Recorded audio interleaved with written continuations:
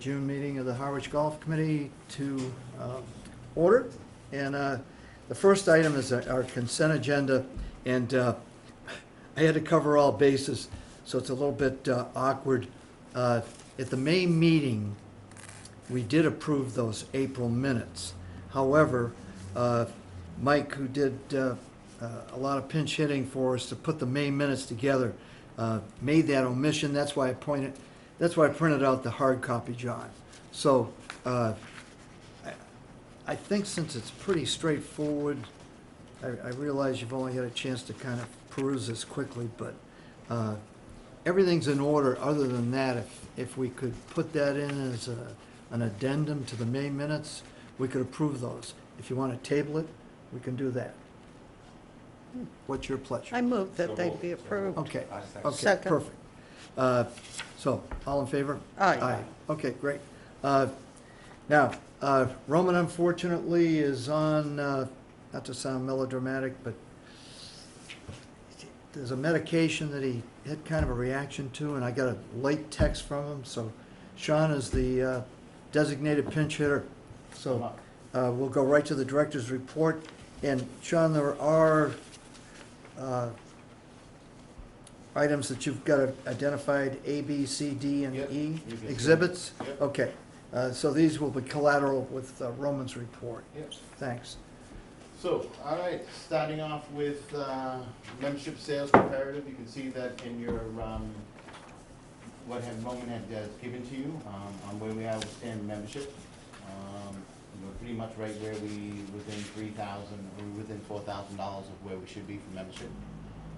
And we're not even, we still got We've still got another 10 days. solid 10 days, yeah. Before the end of this fiscal quarter, so I would assume that you're probably gonna see us probably Even just keel. about Yeah. meet the number, so I don't Yeah. think we'll have any issues.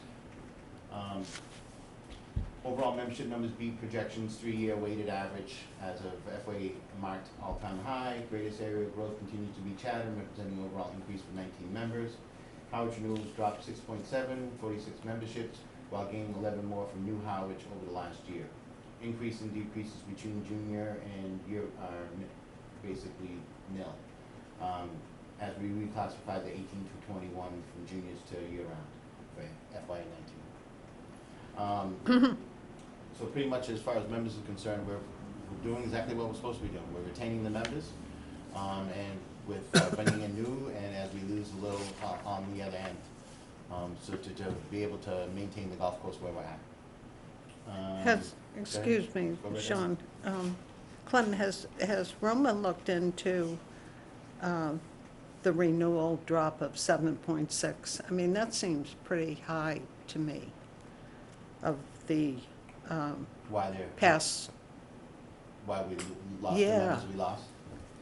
like 46 seems like a lot, 6.7%. Yeah, I mean, I'll keep that, I'll give that to Roman and find out, because I'm not too sure if he's done the research to find out why we lost Okay. the 46. I think Could be it's a, attrition. I'm sorry. Correct, Could be attrition with old age. Yeah, correct. yeah. Yeah, I but mean, I understand- find But that it's still, high in that's good to attrition. know. Well, Yeah. you know, I'll be honest with you, and being at Eastwood Ho, we usually lost somewhere between 25 and 30 members a year at Eastwood Ho, and we only had 400 members. Because when you have an older membership, it tends to be, and it's not just to passing away.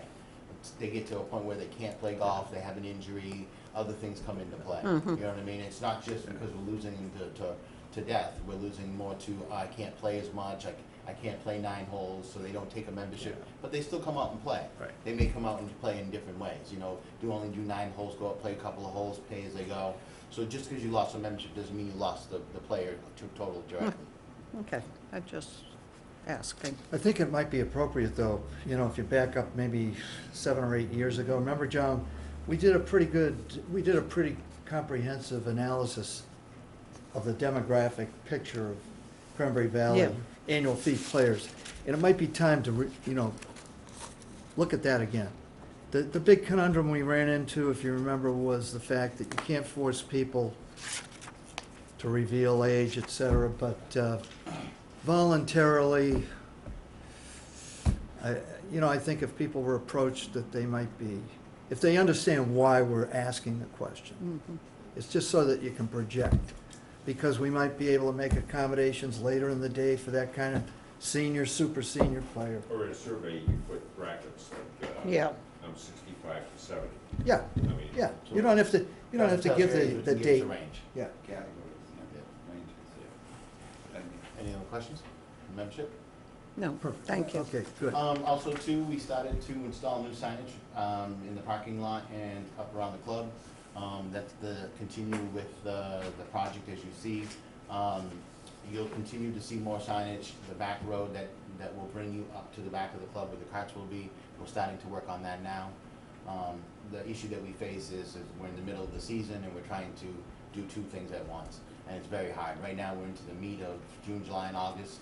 And our main concern should be, and which it always will be, is the golf course. Making sure that the conditions and everything that we need to do so that we can make sure that our customers are happy and the members are happy. And then as we get time and we have a tournament or something, we'll go and do some projects. So that's pretty much what we've been doing. You can see that you've got the new planters in front that helps with to stop from people going all the way up to create a more of an environment around the club. The landscape that's up there, and we'll talk about more and later in the project, we'll start redoing that this fall. That's the time for the completion. You may still see it start earlier if we have time, but right now the time is the fall to do both that little center circle where the old car barn used to be, and then the center circle where the trees are. All that will be done this fall. So that's what the plan is. One man's observation, Steve, I wondered if you would corroborate this, but I went up the other day, I went up 2 days in a row actually, over the weekend, and just took a drive through to see how things were working. I thought it looked amazingly efficient compared to the chaos that used to characterize. I mean, this coming Wednesday, meaning tomorrow, men's Wednesday game and all that, it'll be dense enough where it should give you a feeling for that. Or did you have any observations? yeah, I mean, it's certainly not a problem. I mean, you're periodically gonna get the people that drive to the bag drop, Yeah. regardless of how many people are standing It's- to the left of the starting shack. That's what they're used to. But I love the, But most of the regulars just go into the first entrance of the parking lot and park their car. So, but that bag drop area looks very, Yeah. it's right in your face, so I mean, what I used to see was you'd have people coming this way and this way to get to the bag drop, and it looked this big. Now he's increased the Correct. number of stands for bags. John, it looks pretty damn good. And like I said, the most important thing is safety. And before, when Yeah. you drove up there, Yeah. the sun was in your face, you had people all in front. That's why we did this more so than anything aesthetically. We could have done whatever we wanted to, but our main goal was aesthetics, to try to keep cars from going all the way up and then having that interaction with golfers and then with cars. We know that sooner or later that could have been a problem. I mean, I'm shocked that we got away with it as long as we did. were there any thoughts of putting a speed bump in? Well, we're not done yet. Right, if just beyond that second entrance to the parking lot, just Well- before you get to the starter shack. I hate them, but they work. At least then, if somebody is gonna go all the way through to the bag They're gonna drop, think they're about it. forced to down. just about stop. Well, let me tell you. Because that's the most dangerous, is that Yeah. left-hand corner as they're coming around. Good I don't point. know if you guys were aware of it, but last year we had a gentleman in the one of my employees in the parking lot got hit by a lady coming into the parking lot. She was blinded by the sun, she didn't see him, and she hit the mower and hit him. So because of that, the law that, and actually Governor Baker signed a law back in January that said that municipalities are now required to become OSHA requirement. And before it was a guideline, now it's a requirement. Okay. And because of that, you're gonna see changes as you come into the parking lot. You see my guys wearing yellow vests, things like that, so that you can see them as they come and go. Because now there is more traffic in the parking lot, there'll be a travel lane for mowers to the right. You'll see that as we go forward, as we're starting to paint things up. I'm actually going to be sitting on the one of the OSHA safety people in Harwich, and each department, or as many as we can, they're gonna be going to OSHA so that we can sit down, learn, get all trained, and then come back, and I'll be the one that's representing Cranberry Valley. Can I ask one question then? Sure. Because it kind of opens the door. I know guys that on the maintenance side don't particularly like it, but will they now have to be required to wear hard hats? Yes, I've already told my guys they're supposed to have the hard hats. The hardest thing that you guys, that I think a lot of golfers don't understand is, most people think, oh, he has a hard hat on, I'm gonna hit it at him. I've been on the golf course for 22 years. If I don't have a hard hat and I'm standing in the middle of the fairway, you're gonna think twice. If you see me with a hard hat, oh, he's got a hard hat, I'm just gonna hit it at him. And I've been hit twice. And let me tell you, it is not fun. No. Yeah. So understand, it's great that we should be wearing hard hats, yes, but also too. I just wondered. It's a give and take between both parties. And what we try to do is, we try to be honest with you, once we get to second jobs, we try to stay out of people's way, especially July and August. Yeah. Because it is a public golf Yeah. course. We have beginner golfers, let me use that polite word, and they tend to just spray it all over the place. So you really have to pay attention, both from the golfer standpoint and the maintenance. So most of the time, we don't try to do anything that's right out in front. You'll see guys doing divots and taking trash and doing flower beds as what we call the second job. That's why we get there at 4:30 in the morning to try to get the mowing and everything else. Usually the only time you'll see us out there is if we're trying to get something accomplished that we can't do first thing in the morning. All right, on 6/29, Roman will be meeting with Mass Golf and the Monomoy Middle Golf Coach to further discuss the first tee opportunities. Right. He wants to thank the recognition to all our seasonal staff for working with a tight budget. I think if you guys understand that this year was starting off this spring was a little bit of a different situation for us. We got, last budget year, we got a memo late from the town on seasonal increase, so we had to increase seasonals because the town's stance has been as much as we can, because it's a minimum $15, a federal standard of a $15 minimum wage in the state of Massachusetts. So we've been trying to get close to, the town's been trying to get closer to that number. Even though we're not required, we still try to abide by the laws.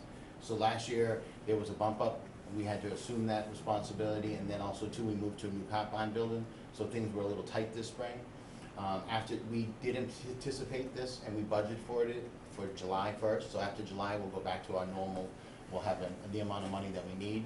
It's just this past couple of months, it's been a little tight. Yeah. So our staff we've had to do some, be a little short-handed and some other stuff. So you'll see more people come July 1st. We'll be able to staff up the way that we should be staffed. Is there a differential between the maintenance side and the, Yes, there is. We have, understand, he has more employees. Right. We have less employees, but we pay a little bit more. Yeah. And what I mean by that, it could be $1, depending on the position, could be $1, $1.50 more. so you are not at 15 yet? As of July 1st, I will have employees that are at $15 an hour. Part-time? Part-time, Yeah. $15 an hour, that have been with us for, Yeah. I mean, I have some guys that have been there, I've been there 22, they've been there 17, 18 years, But so, no benefits? no benefits. Yeah. Now, understand, if you work a certain, when you work in the municipal life, if you work a certain amount of time, state labor laws, federal labor laws state that if you work for a long period of time, over 6 months, and you work for a certain amount of hours in that period of time, you're required to certain benefits. And as far as health benefits and other things, our employees are offered by the town, are offered those, but it's actually better for them to go be on Mass Health than it is for them to take it, because when they are laid off, they have to pay COBRA, they have to pay the full amount. So that ends up, they can't afford it, so then it's actually cheaper for them to just go get on Mass Health, so that's what usually happens for us. And most of our guys, and I'll be honest with you, this year, more so than any, most of my guys are retired gentlemen. Most of the guys that work in at Cranberry Valley, I'll have 1 or 2 summer seasonal come in that will be high school or college kids, but most of them are retired gentlemen. They love golf, they wanna play, it gives them something to get out of the house in the morning, they love to get up early, so it works out. And then most of them are working 3-4 days a week, so it works good for me. And then I have a group of guys that wanna work 40 hours a week that are what we call the mow guys, that mow, that spend the time, get trained, and then running the $50,000 piece of equipment that we need. Because without that, there's no way we could afford what we do. Because if we had that full-time labor, it'd be outrageous. Any other questions? John? I hate to be that guy, but today I went past, because I came up to see Roman. Okay. Couldn't catch up with him, but when I went past the school, the lights went off. I said, boy, that lawn really is coming in. But my big question is, to your satisfaction, how is that relationship Great. with the school? Yeah, we just negotiated the extension. We had a 2-year trial, and we went back to the school this past spring, and we sat down with them, and they wanted to sign up again with us, and we had no problem signing up with them. And as I recall, there were 2 benefits that were supposed to be, accrued or gained, and one was, increased pay for those that want it in terms of the extra work. And the other thing was, I was curious about this, were we able to do any leasing of equipment, auxiliary-wise, that we now share but have the benefit of using? Yes, because you'll see this, I'm actually in the process of right now, I just put out a bid for, last year, we usually do a 5-year lease, and we got told by the town last year that because it was a 5-year, you have to go back to town meeting every 5 years. That was a new law that came out 2 years ago. Yeah. So now that we've done that, we couldn't lease last year, we had to go back to town meeting, and that's why it was on town meeting's floor, that we were gonna lease another 5 years. So every 5 years, you'll see us go back to town meeting and ask the residents for another 5-year lease. So this year, we are in the process right now of going out to start after July 1st. And then the amount of equipment that we're gonna be getting, usually, we were somewhere around $350 to $380 in the amount that we can afford. Now we're up to like $425 is what we're gonna spend, and that, a little addition is an extra piece of equipment that is from the school. So it's mowing equipment? It's mowing equipment. Specific, yeah. Which is huge, I'll be honest with you, for us, and I know that we're on the cameras, but for us, it's not that big of, for the amount of time that we spend over there, the gain of what we Right, gain right. is far more than what we expend. All of our hours are after hours on a Saturday or a Tuesday afternoon. We go over there, I have a crew of guys that go over, so it's easy when you have That's 10, great. 15 guys that wanna Yeah. go over, that want the overtime. And we just, like ants, we just go over, and we got crews working in front of the building, we got guys mowing, and within 4 hours, and you have 15 guys, you can get a lot done. So, and you do that a couple of days a week, and Yeah. understand, the landscape is very simple over there. Yeah. And I would like it to be a little bit more, I've had conversations with the school, we'll try to beautify it a little bit more. Last year, we planted some trees that they lost, we're gonna try to get into some more beautification, try to get in some more color, because I think it still needs a lot more color. I think the same thing that happened when I first got to Cranberry Valley. And like I told them, it takes some time to build up the plant material, get everything over there to understand what you want to do. It just needs attention, and that's what we're there for, so it's working well. All right. Thanks, Yeah, Sean. no problem. Roman and myself, actually, I just got a memo in my phone. We'll be meeting with town administrator, Green Skies, Eversource, and CVAC about the interconnect, which is for the solar panels and for the 3-phase power. So we have that meeting set up for, I believe it's Tuesday of next week, that I have to sit down and finally have that discussion. And then hopefully we're moving forward, and maybe this fall we'll be installing some solar panels on that building. Perfect. So, Well, that's important to us because that triggers the leasing of a golf cart fleet Correct. too. which I'm gonna, when we get into the cop plan, I'll tell you kind of where we're in those phases in that aspect. Okay, great. Thursday, you gotta drive, chip, and putt from noon to 12 on the driving range. And then we got 36 kids that are registered to go out and play. So, Then you have 100 women on the Cape Cod Women's League that Correct. morning. that morning. We're, I try to tell them, when I said, no one's trying to make my job easier, that's for sure. Especially with Mother Nature working the way it's working. Yeah. This season has been a little bit of a challenge due to weather, but, overall, this is why we do what we do for the golf course. If we do the things we're supposed to, it should handle the wear and tear, and we're in the middle of the summer, so this is what we do, April and May, that's why we do what we do, so that we can be ready for June, July, and August. And Sean, I think we should underscore the point that, as I understand it from Roman, this drive, chip, and putt competition, it's just a real feather in our cap. And the point is, I believe, they bring in their whole team, and they will execute the program Correct.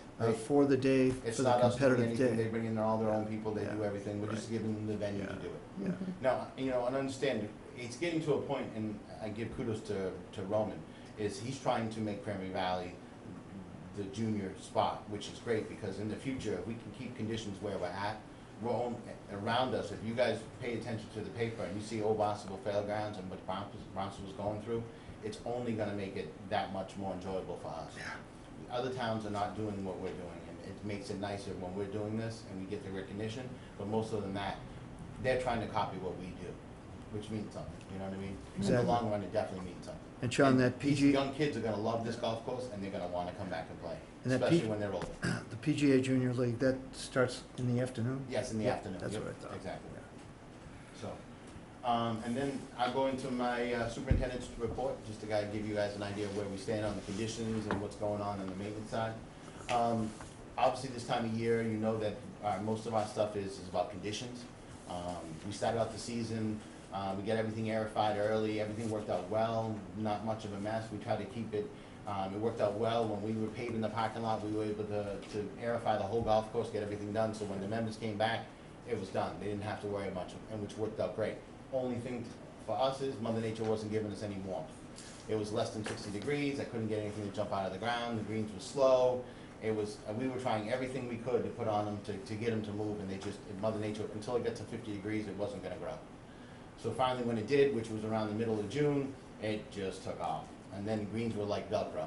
So then we had to, and I told Roman, I made a quick decision. We lowered the height of the mowers, we did some grooming, we did some other stuff, and we got them to go, and then put down some growth regulators, and we were able to get the green speed back to where they should be. We're still working on it. It's Mother Nature. To get the speed that I'd like to dry them down a little bit more, but I'm not supplying the water, so I gotta kind of stand back and we'll let her do her thing. What are you running about 8 or 9? Yeah, we're about 8.5. When they dry out, they'll go up to 9 in the afternoons. We put down the growth regulators to try to gain as much speed as we can. We do roll them. We try to roll on Tuesdays, on ladies' days, because it's a good day for them. It gives them, they're not super fast, but they get a little firm, and they get a little truer. So that helps the ladies out, and a lot of the ladies are like saying, they're too fast. I'm like, so we say, okay, no problem, we'll roll them on Tuesdays. And They're it gives not them- fast. It depends on who you talk to. Hey, right, which ones are we talking about? They're the ones that scream at me, so, which is nice. The 18 ladies did not have to scream at me. So, but the overall conditions, we're getting into solid tying now. We just, this morning, because we had the ladies were on the back and the 18-hole ladies were starting late, we were able to get on the front 9, 7 holes solid tying done on the fairways. Depending on what Mother Nature does with the rain, our plan is tomorrow morning to go out and do greens on the front, back 9 and roll them, and then on the front 9 on Thursday before the ladies. You guys won't see anything, you'll just see us, they'll be rolled and there'll be holes, but it'll smooth out. It smooths out right nicely, so. But if it's too wet, then it'll get pushed and we'll have to wait until after 4th of July week. It's kind of a loaded question, but it indirectly brings up the fact that if you remember with the USGA report and what we were trying to coordinate as a proactive approach for the greens, drainage, et cetera, how about the sand application? Yes, well, that comes along with what we're about to do. And the problem that we face is, again, is if you can't do one, it's kind of hard to do the other. And every time, I mean, the last 3 weeks, we were on the schedule for the 15th of June. That's what's every month. June, July, and August, we're supposed to solid time. Well, I've been waiting since June 15th to give me a window to let me get it done. And it's tough too, because I understand that on Wednesdays, we have no back 9 play, but I can't do all 18 greens in one day because we'll get caught by the sweeps. So that's a tough one. So we say, okay, well, let's just do the 9, and then the next one we'll go do the other 9. So it's tough when you have to start early in the morning. Tomorrow morning, if we end up with 3/4 of an inch of rain, it's gonna be too wet to do anything to the greens because I don't wanna kill them. Have you been able to extract course samples Yes. to look at? Oh, yeah, I'll be honest with you. What are you thinking? We're fine. The only thing that I'm a little, right now, I did some long-range forecasting, there's no major heat in this summer, per se. I hate to tell you all that. We're not probably gonna see 90-degree weather on the Cape. We're probably seeing somewhere between 80, maybe a little bit 85-ish. I can live with that. Our biggest issue Me too. is humidity. Yeah. So when we get this wetness, we get humidity, it breeds a little bit of disease. The issue that we face is when you don't have control of the water and you want to get those roots to go south on you, to go deep, they're gonna be shallow. So if you've got a little heat or you've got a bout of weather where it came in, your roots would be shallow and you'd burn up or you'd wilt real quick. So one of the things we do see is usually our roots are somewhere around, when the USGA guy gets here in August, it's usually nice because they're down 5-6 inches. Well, we're finding that here we are in June and they're still right about there. If we had heat, I'd be stressing a little bit, you know what I mean? Because I'm knowing that this is exactly what, the same setup that I've had before, where it's been wet, wet, wet, and then all of a sudden she turns it on, it turns the heat on, and then it still rains, and now I got humidity and heat, and now I got short roots. I'm gonna be struggling. So, in the grand scheme of stuff, it's not bad, as long as the heat doesn't show up, but right now, we're okay. Soil, I mean, Cool. the fact that we're gonna go out and soil the time, we'll get some air and and move that water down through the soil profile. We'll go out and we'll put down wetting agents and stuff to try to pull that water down through so we don't have anything sitting up on top. That's one of the biggest things about wetting agents, to try to dry down the top couple inches of the soil so that you can get speed, so you can get other things achievable. It's just, like I said, when you deal with Mother Nature, you take what you get. So you try to make the best of what you get. As far as conditions on the golf course, other than that, we're pretty much right where we should be. There's really no major issues. Fairways are great, we sprayed them up. We're gonna spray again, we're getting ready to fertilize right after the 1st of July, so. It's in beautiful shape. Yeah, I mean, I'll tell you, the ryegrass fairways, that's what we've had, and we've worked on, really hard on maintaining those fairways. And the growth regulator that we use, the Legacy, has really helped with the POA. Because usually you get POA and then the POA chokes out. Right. And then you get brown patch and you get summer patch. The great thing is that ryegrass, if you do the things you're supposed to do, it just wins out, and that's what we're finding right now. I mean, this is not a bad spot in those fairways right now. I'm just guessing too, John, especially on that 5th hole. Yeah. When you go up through that area, Steve, that we had designated, I mean, the average person walked right by their pad, I think, and not see too much, but there was dense tree coverage there. It's been removed, and now the flow of air, et cetera. I think that you guys are seeing the benefit of the tree work that we've done. I mean, I don't wanna hype on the fact that we've done all this tree work, because it's a part of the plan that's worked. Yeah. But if you go to the back of 17 Green, where we took down all the trees, It's and you see how fabulous. much grass is in it? Yeah. Actually, check out the back of 17 Green. I used to not be able to keep grass in that back corner because of the shade. Yeah. Now that the back of that green gives me 2, 3 more cups, which I couldn't do before because the conditions weren't there. We've done the same thing on the backside of number 4. This year, we took all those trees out on the backside of 4, and we're not done. We're still gonna be doing tree work this again. We're gonna go back in and reattack some more areas. Now that, because I'm the type of person, is I don't like to take up too much right off the bat, because you don't know what people see a certain golf course a certain way. You keep that same familiarity, so when they say, oh, it's so nice, you know, you wanna be effective, but you don't wanna be overbearing. And I think a lot of people, when you go in and you're making change, you have to understand it has to be phases. You don't wanna take that character away from that golf course. And I think a lot of the people come to play Cranberry Valley because of the character. The conditions are gonna be are the same. You go play one golf, it's gonna be, yeah, they were great, they're not, but that character is what's gonna bring them back every time. And I think that's what we have at Cranberry Valley. I said this before, I've been here, I was here when I was 16, and my main goal was, from day one, was to make sure that the character of Cranberry Valley, it still exists, and that people love to come here because of that. The conditions are gonna be there one way or the other. We can make it as good or as bad as we want, but I guarantee you that that character will bring them back every time, and it's worked. They think it's when they drive in and they see that place, they think it's a private club. Yeah. And that's what our main goal was from the beginning, and it's continued to be that from day one, so. As you know, that with the projects we got going on forward, we'll have more tree work done this winter. We got bunker work, the bunker work that we did all the winter time. I don't know if you guys saw, a lot of the bunkers that you saw that needed some work, we got done, which were the worst ones. Yeah. Some of the bunker faces that needed it, we got those done, and then we're gonna reattack some of them more this year. One of the biggest issues that we have is the liner that's in the bottom of the Yeah. bunker. We have a plan. I did I don't know if anyone understands number 3, which is what I did was I hired the company that was there doing the bunkers. I said, listen, separate of the project, I need you to go over here and do number 3. I want you to pull all the sand out, I want you to pull the liner out, and then I want you to put all new sand back in.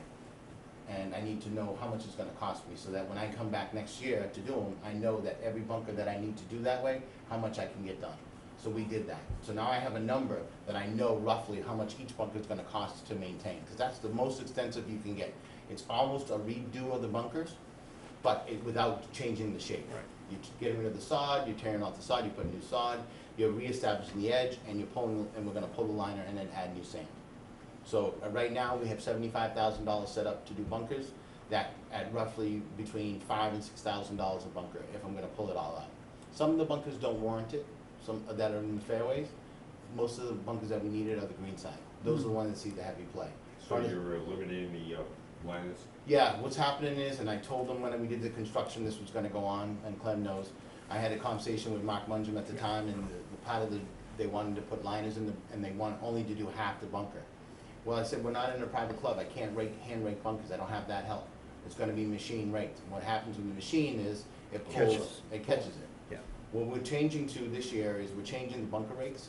When we order the new ones, we're gonna go to more of what they call a leaf rake. So it's a little bit more of a flex rake in the back, so it's not really gonna pull. So when we do need to move sand, we'll still have the scarifier in the middle, which will allow us to scarify and move the sand around. Yeah. But we're not gonna be able to, it's not gonna go down 3 inches and grab. So what happens is when you start to get a lot of play in the bunkers, what should be 4 inches it should be 6 inches in the bunker, 4 on the slope, is what normal, I believe is what the normal bunkers are. So what happens is you get some of that sand that washes down, but then everyone's pounding the sand out. So now what was 6 inches is now 5. Well, if the line is at 2.5 or 3, boom, it catches it, and it's pulling it out. So what we've done is that we're gonna identify the bunkers that need it the most, and we'll attack those. But $75,000, if you wanna, I mean, understand that we did the bunkers in 2007, here we are in 2019. Normally, bunkers last, if you're Yeah. lucky, Yeah. 10 years. Yeah. So here we are, not really doing a total rebuild, but we're basically maintaining the product that we have.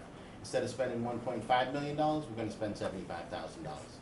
So it's not a bad, you know, when I first got here, I said to the town, just give me a little bit of money, let us do it year after year after year, and continue to maintain the products we have. Then people love what you have because they see that you're taking care of what you have, Right. instead of waiting until they become total obsolete and then have to go spend $1.5 million.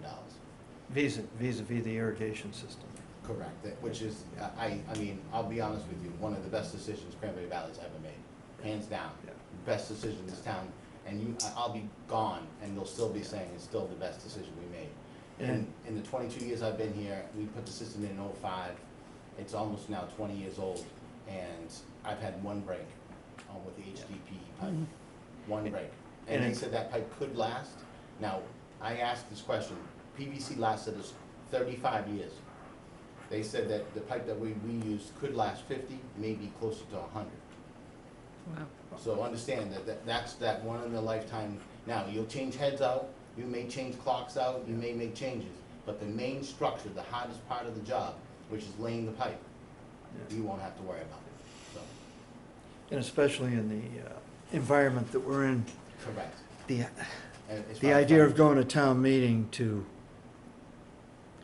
ask for funding, forget it.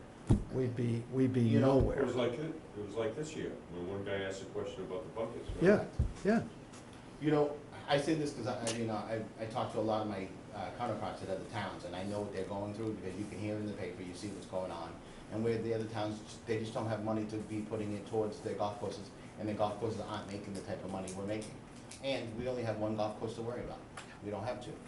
Which, we have 1,200 to 1,300 members, but they only have the same amount of members, and they're trying to fund 2 golf courses. So it makes it a little nicer when we don't have to worry about maintaining the one that we have, because we have the mechanism to do it. We don't have to worry about how we're gonna get new bunkers, how we're gonna get a new car barn, the mechanism's right in front of us. So the next 20 years, you see it, it's set up to succeed. We've done all the construction, now we'll be able to reap the rewards of everything that we do, as long as we continue to maintain what we got. All right? Okay, so we can move on to old business. And Roman has supplied, if you remember, the committee asked for, and we have received kind of an update as far as the capital project's concerned. And this is a work in progress, of course. And folks, if you go to the bottom line, John? Yes. So basically, the project cost was estimated at 1.2, and we've spent basically $672,000.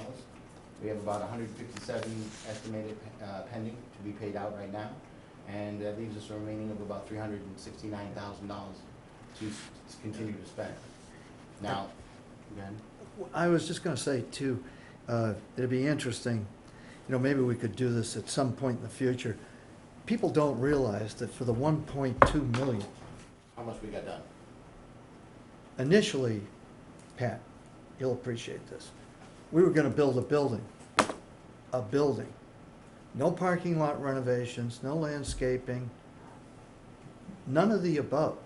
And I would like to see, even though it's ballpark, and it might be a little bit fuzzy number-wise, but I'm gonna guesstimate, Sean, that we've probably added $500,000 in value to this project. Oh, easily.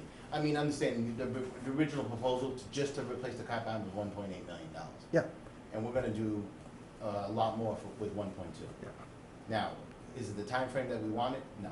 But when you do it in-house and you try to get a lot done by your own labor, just like you do at your own house, and you try to do a lot of the stuff and save the money, that's what it takes. It takes time. Yeah. But the good thing is, we have time. Yeah. So we're gonna get probably a better product at a cheaper cost, because we were willing to wait the time frame. You know, I've always said this before, and you'll have more satisfaction because you did it the way that you wanted to do it, instead of having someone else do it the way you hoped that they would do it. So we can cut to the chase as Yep. far as the remaining elements of the project. Obviously, solar is the big enchilada, Correct, and we know that's a work in progress. correct. And that's all we need is 50,000? For solar, well, at the present time, what's happened is understand, we're in negotiations with CVEC and everything else right now, so they're having that discussion, so I can't elaborate too much exactly, but I can tell you that $50,000 is we were originally gonna purchase, we're not gonna purchase. It's gonna be over a period of time. So that's why we're gonna save some money. The original was to purchase it outright, and then we reap the rewards sooner than later. But because of the process, and when they came out, it was more advantageous for them to keep the credits over a longer period of time than it was for us to just purchase it. So that's why we're at that phase. What's going on with the interconnection cost, though? I thought- Well, that's where, and that's, I can't say too much about it, but we did put in the specs a certain amount of money for them to, that was part of the deal, for them to pony up, basically. And we're in negotiations. On Tuesday, we start the new negotiations, or hopefully the final phase of that, to find out exactly how much they're willing to put up and how much more we may have to put up. We don't know that yet. So, I can't say for sure exactly what the process is, but let me put it this way. I know that the original cost that we, to the town, probably would have been somewhere between $250,000 and $300,000. Our cost, just to do it ourselves, in-house, Yeah. and hire someone to come in. I don't think we'll be even close to that number, working with CVAC. I'm looking forward to seeing the final audit on that, because, you know, there's a lot of moving parts out Let there. me tell you, I've been dealing, and if anyone's been arguing with Eversource, I've been the face of the town, because I'm the one with the most history, so I've been here from day one. And we've been going around this merry-go-round for quite some time with Eversource, and it got to a point where, even before we got power to the building, they were still playing games with me. And I got to a point where I looked at them and said, okay, well, no problem, because they wanted us to replace their wire all the way to the front of the road, and I told them I'm not doing it. I said, it's your line, I shouldn't have to, the town shouldn't have to do it. So basically, they were trying to slow me down so that we couldn't get used to the building. I said, well, then how about I just take the power that was to the other building, and I'll move it over there. And they looked at me and they said, son of a... And I said, I'll even tell you this, it's a secondary line, so you can't stop me, all you can do is hook it up. So we're gonna do it in-house. And he's like, well, you should wait, we gotta do engineering. I said, and this was in January, I said, I'm sorry, it's gonna be 60 degrees tomorrow, I got town coming in, we're digging it, we're laying it. So we laid it, we did everything, we got it hooked up, and I still had to wait almost 2 weeks right before I left to Italy for them to come out and finally hook it up, because they were still playing games. And we finally got power to the building. So since then, we got the power to the building, we've had an electrician come in and use the 100 amp service so that we can function within the building better than what because before, the power that we had, we really only had half a leg, which would only give us 100 amps. At least now we have 200 amps to the building, so now we have use of the building, we have lights in the building, and now we're getting ready, hopefully with them, we'll have basically 2 connections. We'll have the three-phase on one side, and still have the other power connected too. So we'll have the building fed from 2 sections, it'll give us more power to the building. So in the end, it was a little bit of a go-around, but it'll still work the way we want it to work, so. You know, it's just a generalization, Steve, but it's interesting in the conversations that I've had with several other department heads, their lack of action, if you will, is not particular to the town of Harwich. I mean, it's almost a regional issue. Yes, it has nothing to do with it doesn't mean that it's Howard, Chatham, or Orleans. It's just the fact that this is the stance they've taken. Yeah. And the problem is, when they got bought out, their stance has been deny, everything. It don't matter if they're right or wrong, take us to court. And And they that's can, pretty much where we're yeah. at. We were And at they that can- point where we had lawyers involved and we were ready to go. And it was gonna be a long drawn out. And then we had to, and like I said, you know, my mother always said, you know, think of the problem, look at the problem, and think of a different way to solve the problem. Because in the end, you need to still function, you need to still operate. So when they figured out that we figured out a different way to do it, didn't make their day any happier, but it definitely made mine, so.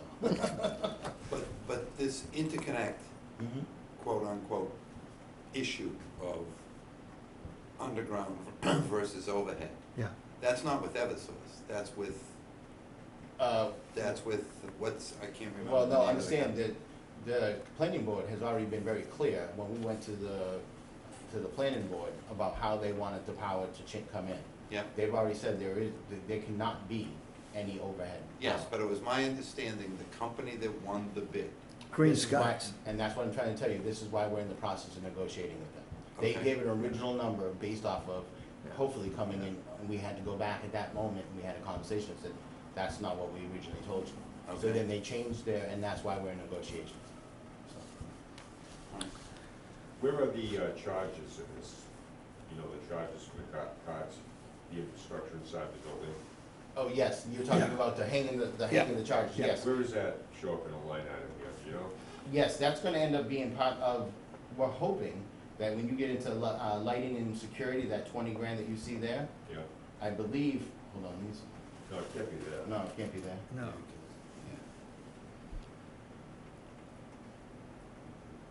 Would that be Okay. included in the wiring for the Yeah, solar I panels? Solar believe that, panels yeah, the and solar wiring. panels, I think Yeah. he has that included in there.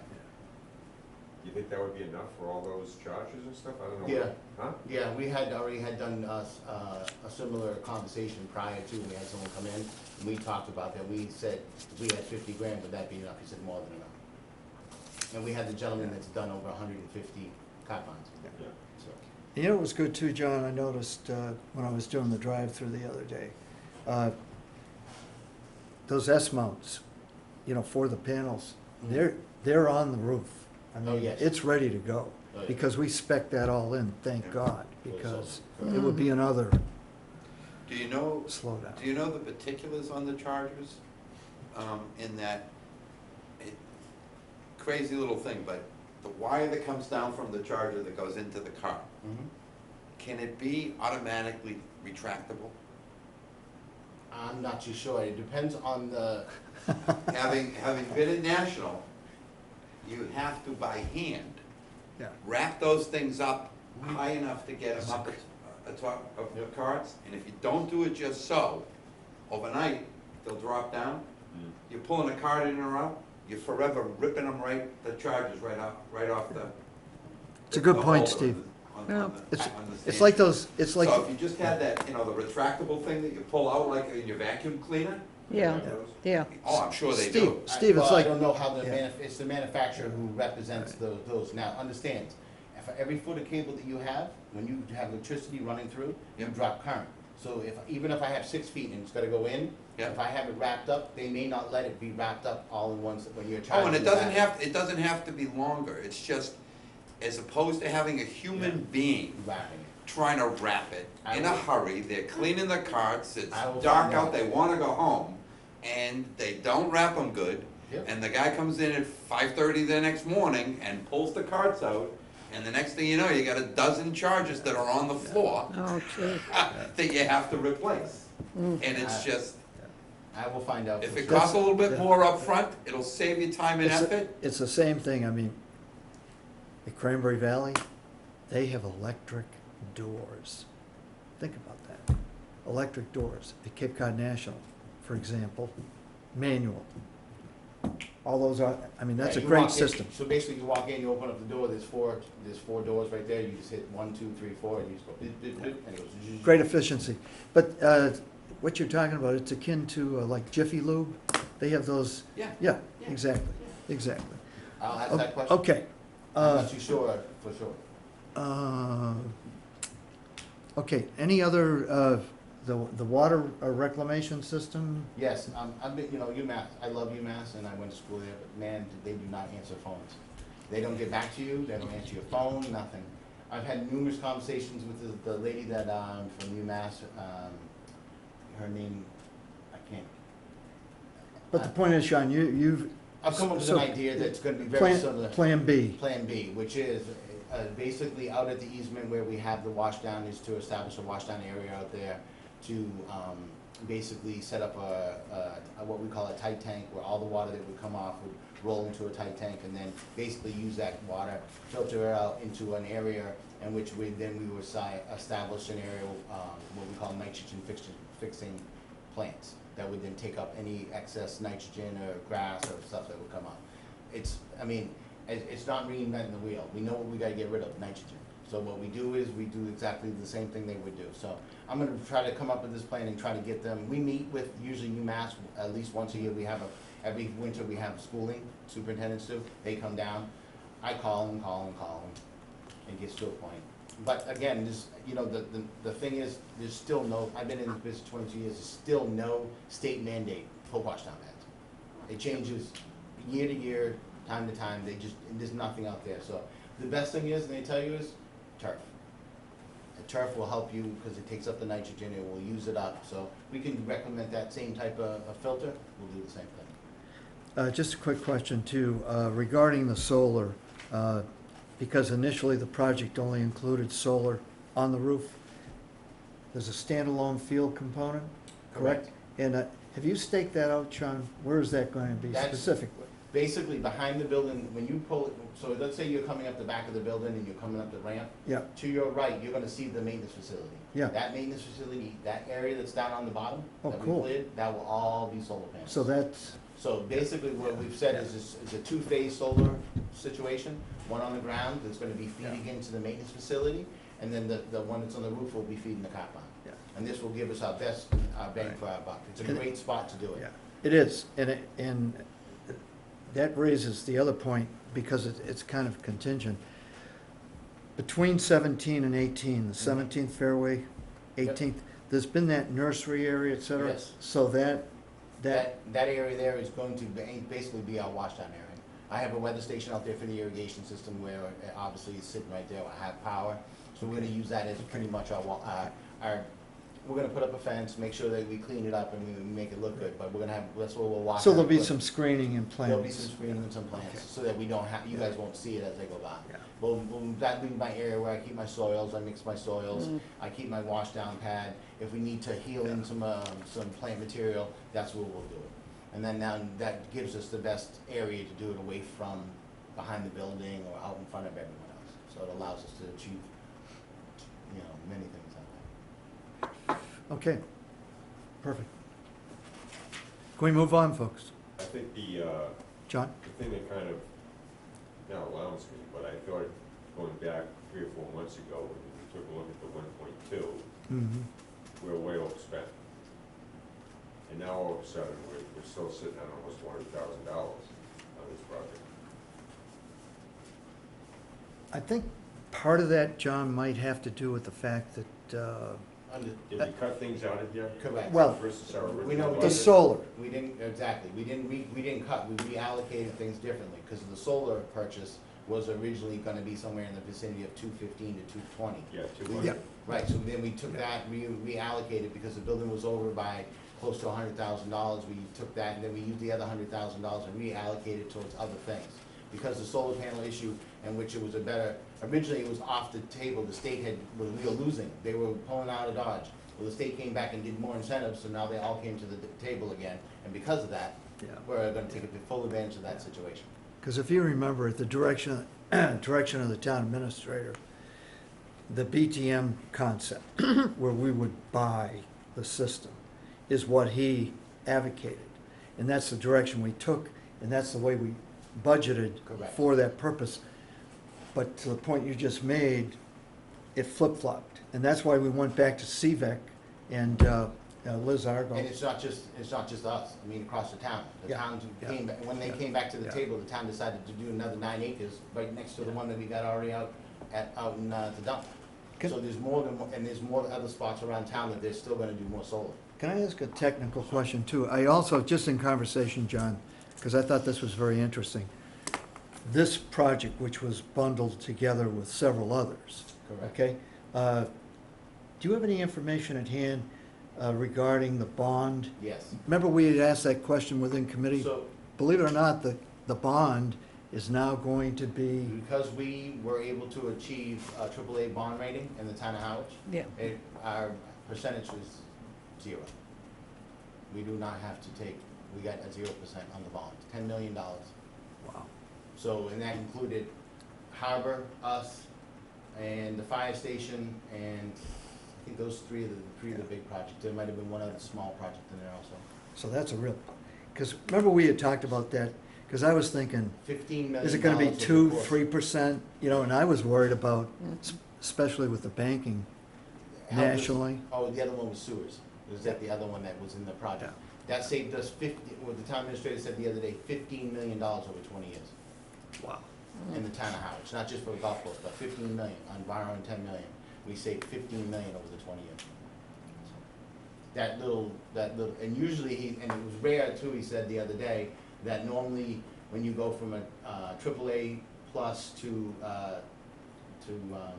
AAA, he says usually it's maybe like 0.6 to 0.7 a percentage rate. He Mhm. goes, because of how good we are and where we are in the market right now with everything that's going on, he goes, we were able to get 0%, so, which is Perfect. huge for us. Hopefully that continues as we go forward to other, especially for the sewers in the town of Harwich. Yeah, especially for the sewers. You know, I'll tell you honest truth, I've been here, like I said, a long time, and I've seen a lot of projects come up in front of us, and I'll say to you that a lot of other selectmen and a lot of other town administrators have just kicked things down the road, sewers. I mean, we've known for a long time that sewers was gonna happen here on Cape Cod. If you looked, back in 1991, when the Clean Water Act came out, it was very clear, Long Island had just gone through this, and everyone said, when I was in school and getting out, they said, look at Long Island, because what's happening in Long Island is going to happen on Cape Cod. Yeah. And here we are now, and we're at that point. Now, if you just think what we would have done, if we had done sewers, how much cheaper it would have been back then compared to where we are now, it's hindsight, but at this point, to still get it done and to be in the market that we are, it's only gonna benefit the where we live and how we go forward, so.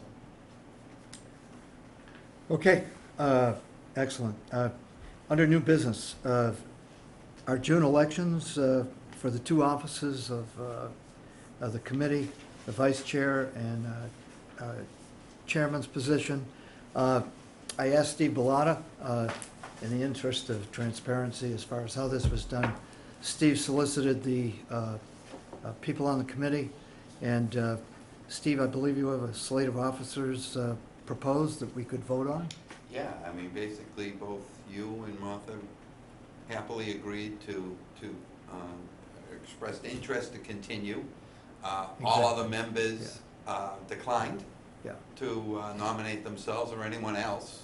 Well, So- Martha and I were I specifically think by interested. acclamation, We were do a interested, re-election. Steve, we were interested in the high pay. We were, You know, I we mean, were, you know. and the benefits Right. Exactly. that All I of- get at the all of club above. is Oh, it's the unbelievable. prestige. Okay. So Steve, in the form of a motion, I make a So moved. motion for re-election of the chair and vice chair. okay. And a second? Second. Okay. All in favor? Congratulations. Thank you, Martha. Thank you very much. Thanks, Steve. Great. Steve, thanks for your hard work on the sidelines. That takes care of elections. And it's probably overkill, but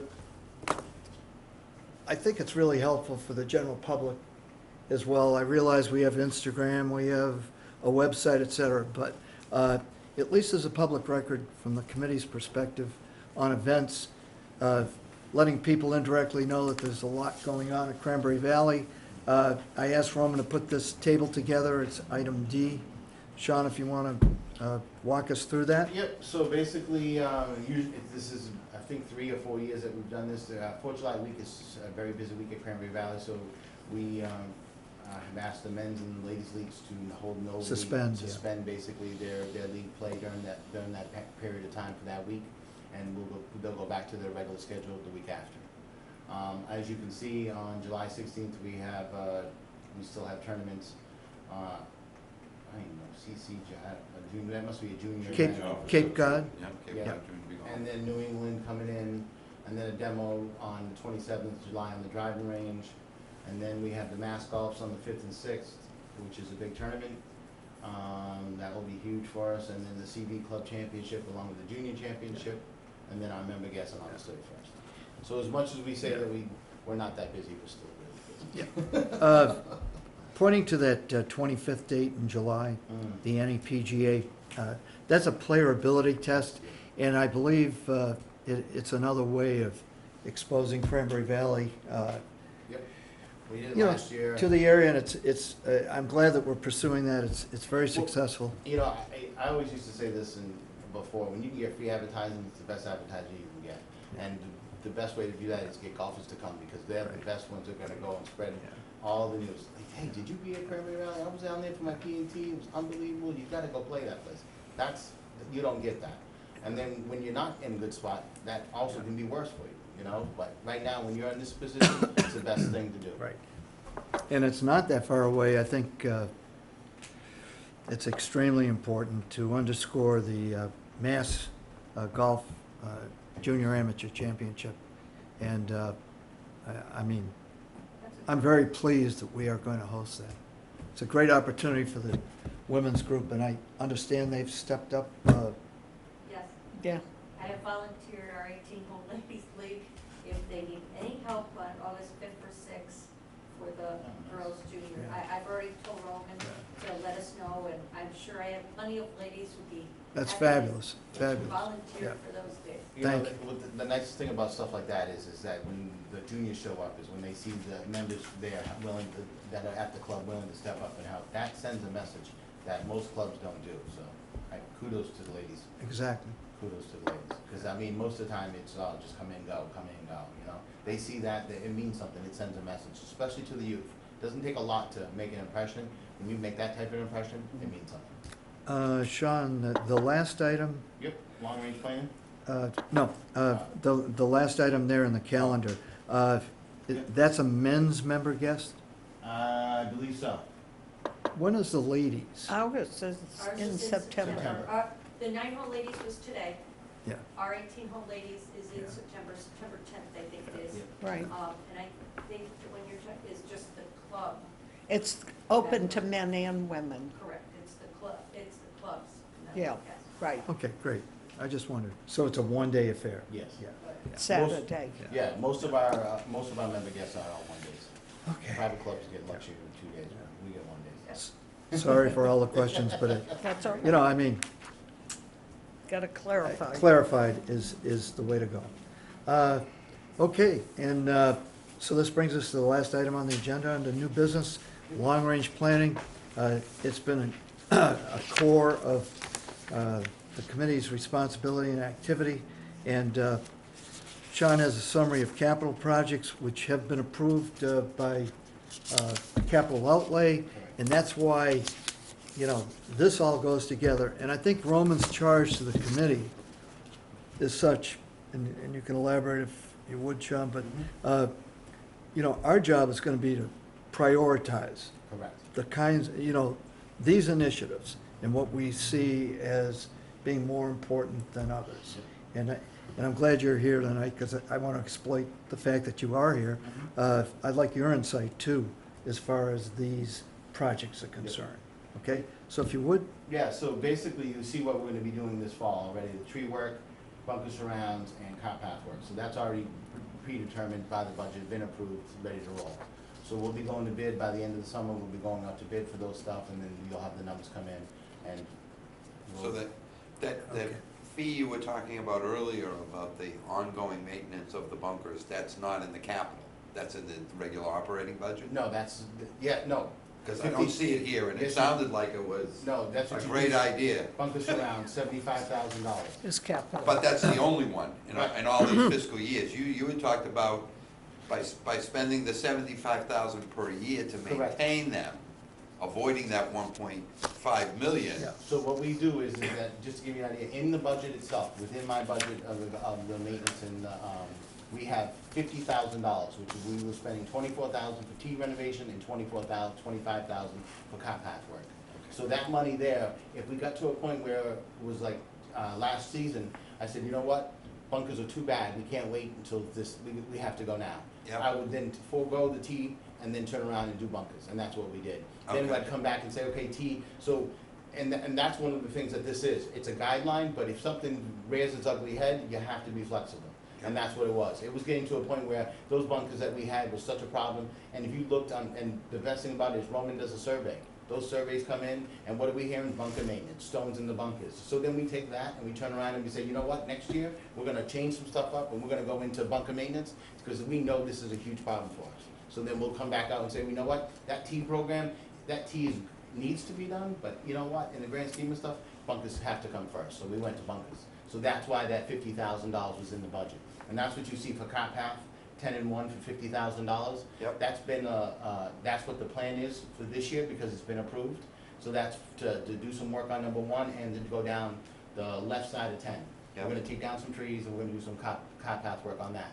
Part of the, now, if you guys remember, there's a plan that goes, that we have, we call a master plan, just like Yep. they do in the private world, in which you have basically a roadmap to what you should do and how you wanna do it. We paid money for the architect to look at it, and then basically on that plan, basically hole by hole, it tells you where we're gonna put the plan.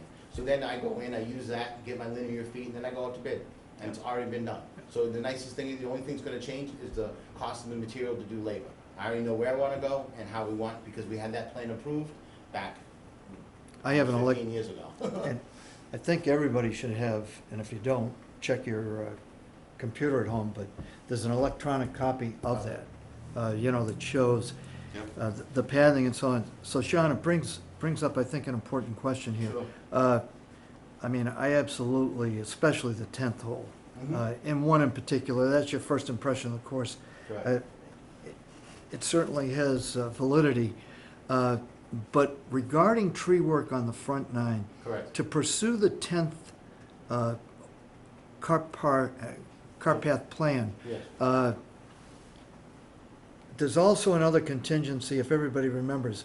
When you finish the 12th hole now, and we're going to the par 3, number 13, as I understood it, remember, John, there was also going to be the removal of trees along the existing cart path. Because the idea was, Steve, to move that tee box or expand that tee box so it would take pressure off of balls in flight. Well, the tough one with that is, in USGA, and you can look back in the reports, the tough one is, it's not gonna take that off. They're still gonna go left. If you duck hook one left, you're going left. Yeah. What we need to do is, and what my proposal would be to run a mound down the left-hand side of 13, so that when you're on the other side of 10, there's a little bit of Yeah. protection. And then on top of that mound, run a row of Lelands, lealands, yeah. so that anything that's duck hooked Yeah. to the left is Yeah. knocked down and That's- taken down. That's a great idea. That's But- kind of where we were heading. But do you think, because you all play and so on, do you think, John, The game plan was to eliminate all the trees left of the cart path. Right. Correct. I mean, Correct. there's We're getting a there. physical count, I don't know how many it would be, but berm is a good idea, though. yeah, I think- it's a great idea. I think what Because happens, that will protect Both the sides. cart path in Yeah. on 10, where we're Correct. gonna Yeah. redirect it to the left-hand side. because, yes, because the original plan was, he wanted to go into the marsh, and which was way too, Oh. it would have been way too expensive. Yeah. So we said, we're gonna go left, and he wants to widen that fairway. So to widen that fairway, we gotta move the cart path a little bit closer to 13. To do that, we run the path, and then we run a mound down that side, we can pretty much cover the people who are over there Yeah. with the height of the mound, Yeah. with the cart path. Yeah. We can come up 4 to 5 feet, and then put a row of leaves, you'll never even see anyone on that side. Because so many balls awesome. go into Yeah. 13. But I think for the optics, to remove those trees on the left side of that cart path, it'll create a visual effect, Sean, where Yes. I think the average person's gonna react by maybe aiming a little bit more I agree. efficiently toward the green, I- as opposed to, Well, let me put it this way. yanking it Number left. 7. everyone who plays in the 7th hole. Oh, exactly. Remember all the trees that were down the 7th, now there's not one tree between the cart path, where the fence is, and there, it's opened up that whole area. Before, everyone aimed a little bit more center of the green, because you had trees sticking out. Right. That's a So great point. Our plan is to try to do the That's a exact great same point. thing. Yeah. Take down some more. I think unless you change the pitch of the 10th fairway, with its hard left to right, people are still gonna aim left. Because you put it right on the edge of the fairway on the left, and you're lucky if you hold the fairway Yeah. with Yeah. the runoff to the right that you get already. You know, the tough So- thing is, and I've said this before, and that's what I do when I say character. You know what that tells you? Put the driver back in your bag, grab a 3-wood, or it's a Hybrid, forestry club, hybrid. and knock it down 200 yards. Hybrid. Because that's what the architect's trying to tell you. Yeah. That's what Donald Ross was, Cornish and Silver were trying to tell you. Like, listen, the driver's probably gonna get you in trouble. Yep. It's not that long of a hole. If you just put it out about 200 yards, you're gonna have a clear shot to the green. But what do we all do? Oh, I can get this. Let me We rip got- it. And We then, got nowhere. and then you get nowhere, Hybrid. right, you get nowhere. Hybrid to the 150. Yeah. Right. That- So, and that's kind of the character, and it's the same thing with number 11. You get up on 11, you're like, oh, I'm gonna just snake it around the corner. When you should do exactly what the same thing you should do, just put it in the middle of the fairway. Yeah. And that's the architect telling, every time you play that golf course, that's the architect talking back to you, saying, Yeah. I'm gonna show you this, but I really wanna Yeah. give you this. I call it, and John will tell you sucker pins. We Mm-hmm. put number 12, yeah, just put the pin over there on the right, everyone goes, oh, and then the ball rolls right off the green, everyone goes, Eastwood Ho was famous for it. You go play Eastwood Ho, I guarantee you, you'll understand what the architect was trying to get at you. When they got false fronts and you go and hit up to the middle of the green, and you're like, oh, I got it on there, and then next thing you know, you're way down below and you're like chipping back up. You mean the beautiful 7th hole, Yeah. Eastward Hole? I was there for a whole year, and then it took me the whole year to figure out how to play that place. And I'll be honest with you, I thought the first 4 holes, I was like, yeah, I'm par, I'm doing good. Double bogey the whole way in. And that was me getting cocky, thinking, oh yeah, I got this now. It's the bogey train. Yep, It's hard to get off. exactly. It's easy to get on it. To your point, Clem, Yeah, on the cart path on 10, exactly. we'll have to take trees down then, too. Correct. Yeah. So, and then would be the plan next year to do the berm on our own? Would that Correct. be internal? Yeah. Yes. Yeah. To Yeah. be honest That with would you, be- dump fill, take a machine, go, and we got a uni loader, it's not that hard. Yeah. I guess, so my So the perspective, berm, are you thinking like 10 feet? I'm assuming, let's understand that the berm's probably gotta be at least 6 feet, probably in height, at least, maybe 7, and then Yeah. trees on top of that. So you're looking 10 feet total, eventually, the Lelands could get all the way up to, Leland can grow 15 feet. Yeah. So, without me trimming it, depending on what we put on the top, we really gotta think about what we wanna do. But I think it needs to be at least 6 feet cause a top of a cart is at least 4.5 feet, so. Yeah. I guess, The other thing, I think, if we do that work on the left-hand side of 10, yeah, I don't know where this is in our budget, but it's gonna require a lot of, re-landscaping on the right-hand side of the fairway, where we have the cart path now, we have to tear that out, and, Well, we've asked, I always say this before, because when we're doing cart path now, like on number 6, we did the cart path, we left it there. yeah, And the reason that we say we can leave the other side, and the reason I would say that is because maintenance still travels down the path. We could rip it up, but once you lose it, it's hard to put back. Do you exactly. understand what I'm saying? So Exactly. let's say you're on 10, you come down that side, your ball's over near the pond. Are you gonna walk down and get your ball and go back to your cart? Or are you gonna say, take your cart and then go, oh, I'm over here, and then now you're gonna have to go back to the left? I'd rather have you just, this cart path there, grab it, Yeah. go up that side of the green. It's not gonna hurt us. So you're not concerned about people cutting from the left to the right across the middle of the fairway with They're their doing carts? that, They they're do doing it that now. already. Yeah, Yeah. So, and understand is, if everyone understands, if no one even mentions the drainage on 10, no one understands. Anyone feeling wet on 10 anymore? exactly. Remember how much exactly. rain we used to Yeah. get? Yeah. And you go down 10 fairway, everything There were slopes. puddles. It was It's a- puddle. it's a After we miracle. put a drain in the middle of that fairway, that drains, it's dry, and there's no more chunkage, Yeah. It's not nearly as bad as it used to, so it's made a huge difference in what we've done, so. That was like the a, other almost thing, like a, Sean, you usually have 50,000 in the budget every year. Correct. For projects, right? Correct. So I see the 50 in fiscal year 20. Yep. And the other years, is it just because you haven't put a expenditure next to that total 50 yet? Like in 21, you got 28 budget. Yeah, we're assuming, let me understand, I have to do my budget every year. I don't know if the town's gonna allow to keep that budget, 50,000 within the budget. So that's why you see it there, you see it on the year of. Now, it's been a mainstay there. The town administrator had not come to us and said, hey, I need you to cut 60,000 or 50,000 out of your capital side. Now, I don't think that's gonna happen in the future, but I can't anticipate that it's gonna be there every time. Every year in the budget, we ask for it, and so far every year, he said yes, and we've gone through and made it no problem. So I would assume, I'll make an assumption that it'll be there, but I don't wanna say every year that it's gonna be there. Can I just go back to, for a minute, the tree work on the front nine? What I'm getting at, people, is simply this. If we're talking about priorities,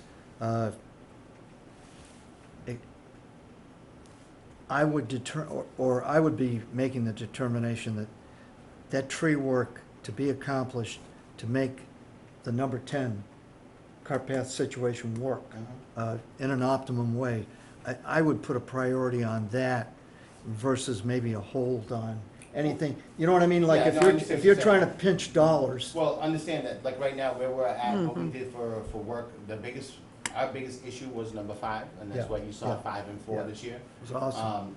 The good thing is, when you go down 1, you go down 2, there's really not a lot of trees. There might be some standing Right, beds. There's right. not a lot of areas that need to be cleaned out. Those areas Yeah. have been cleaned out Yeah. for long periods of time. My goal was to go up and down. If there was something that needed to be cleaned out, clean it out, but to concentrate more on number 10, maybe go back to 13. This is Yeah. kind of where we're at.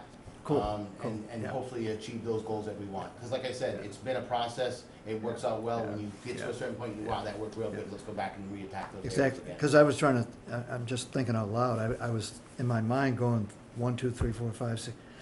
I can't think of anything dramatic on the front side that would require that I have a little kind bit of attention. I'll be honest with you, I have a little bit on 3 down the left-hand side. It's a little bit thick, and there's When some you- standing deads. Oh, When you, yeah. when you get down to the elbow. Yes. Yes. That's my, if I told anyone, I said that, and maybe up around the 3rd green. On the left-hand side, there's some big pines there that I'd like to try to Yep, get rid of. yep. We did take some down near 3 green on the right-hand side near the car path. I may take a couple more, but my goal is to, the good thing is the company that we have that comes in that does most of our work, which is on state bid, which is great, works very well with us. So we work out, so it gets to a point where sometimes it's like, hey, you know what, we're gonna work with you, we'll get more done, drop them, we'll pick them up, we'll haul them to the dump. So that I can get more trees taken down. So that works, but it works good with both of us, you know. Once it's on the ground, we can handle it. It's the climbing the tree, dropping it, dragging it down, that's where the money's spent, so. Any comments? On the budget again, the summary, I understand that you don't know what you're gonna get Mhm. from the town. Does it make sense to ask for less than in the later years than you're asking for in fiscal 20? Chances are, if you ask for X, you're never gonna get more than X. Correct. But if you ask for Y, which is larger than X, you may get cut back to X. Correct. Or you may get Y as well, so. Understand that. It just seems as though it's decrementing every year. Well- I think what Sean was saying though is he's always gonna at least put in for 50,000. Correct. Oh, you are? Yes. Oh, okay. Understand It's that- just not itemized yet, or Correct. determined. Understand the element, when we get a budget message from the towns, from the selectmen, their budget message is very clear. Go up 2%, don't ask for nothing. And then we gotta negotiate basically with them to sit down and say, okay, hey, listen, we're making good money, we're covering our costs, there's no reason we shouldn't have this. Got it. And then they come back and say, okay, we don't have a problem with it. Yep. And most of the time, that's why I'm saying to you, we can try to ask for more, but if we get a little too greedy, sometimes they slap back. Sure, So no, what no, we I do- totally So understand. sometimes what we do is we go, you know what, I'm happy, I can make 50 work. So, And then the only other question I would ask is on the design of the 3-hole practice area and putting courts. mhm. It's my understanding that has a significant potential impact on the First Tee program and us Yes. getting accepted. Yes. Do we wanna move that up and get more aggressive Well, of going after becoming in that First Tee program? No. I would hate to lose out because we have it in Yeah. fiscal '23. Right. Now, I'm gonna express it to you, because Martha actually came to me at ten, we were talking about Audubon International, in which I'm trying to work to try to put something together so we can get it out and get certified to become a sanctuary. Now, understand, that, where we wanna do it, is definitely not, something that we wanna raise a red flag to, because if we go and do that, then we wanna wait for Audubon to come in. Okay. Because we're gonna go into the woods, and we're gonna basically steal the habitat of every living animal in between 14 and 18. Those And- little squirrels. Right, so what I'm trying to say is, no problem, we can do it. But when we look at what we're in front of us, and as we talk further, we need to really look at how much more construction we wanna do, and when do we wanna get certified. Because what's gonna happen And is, that was a priority. and that was a priority. Years ago, Correct. Years ago. right? Correct. Yes, thank you. And what we originally had said at that point was, let's get through the cart barn, so then we can then get certified. Yeah. But now, if we're gonna go ahead and do the three-course design, that's gonna come into definite effect into where we wanna go further. So, that's what we need to have that discussion about. How much further along do we wanna go before we say, let's get certified? But it's, Now, Let's understand, get certified for, an Audubon Audubon. sanctuary. okay. So Yeah. basically what Audubon Sanctuary is basically it's a group that basically allows us to say that we're trying to make Cranberry Valley as the greenest as possible. Yes. Both in all techniques and all phases of what we do, both from the pro shop end to the maintenance end. As Yep. far as use of pesticides, fertilizer and water, Yep. as far as what we do, even in construction. Sure. What their goal is, if you see a tree fall down, leave it. Yep, Let Mother Nature come in, let the wildlife take over. If you Yep. see an area, don't clean it up. Now, what have we been doing? The right side of 5, we cleared out the whole right side of 5 for air movement. Now, when they come in, by the time they come here, they're gonna see that it's being maintained that way, and they're not gonna say anything to us, because this has been here for a while.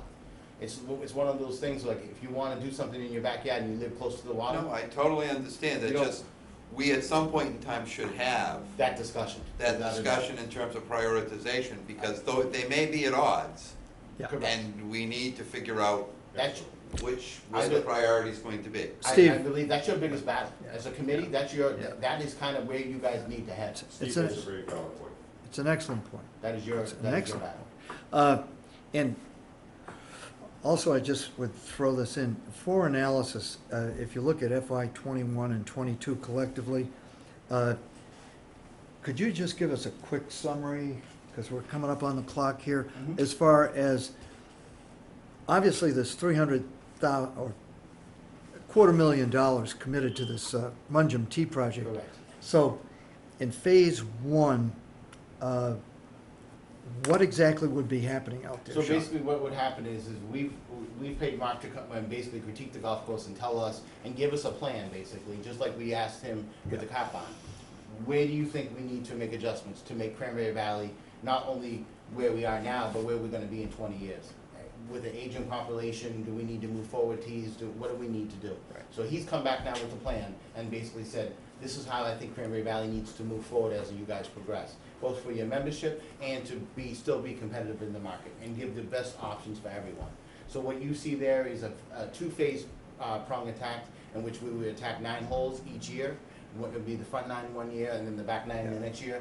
To try to get all of it done in 1 year is very advantageous, the amount of work that we need to get done. We're talking reshaping some holes as far as the layout of the fairways, reestablishing where the tees are gonna be. And what I mean by that, because there will be a forward tee in front of most of the fairways. So like on number 17, when we put that tee right in the front and the middle, some of these fairways will be shortened up and there'll be another tee added somewhere to help as our aging population to move forward. So this is an addition to the tee work that we completed.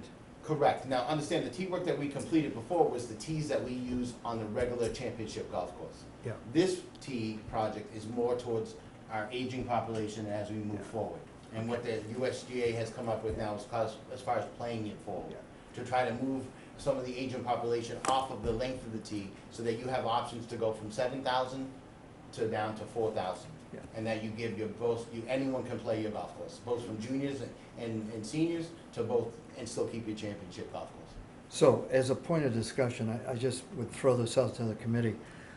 I've thought hard and fast about this, and it's not the $250,000 involved or the project itself, but at the same time, looking at the aging population of annual fee players at Cranberry Valley. Years and years ago, they talked about another 18. That didn't happen. We talked about an additional 9 holes.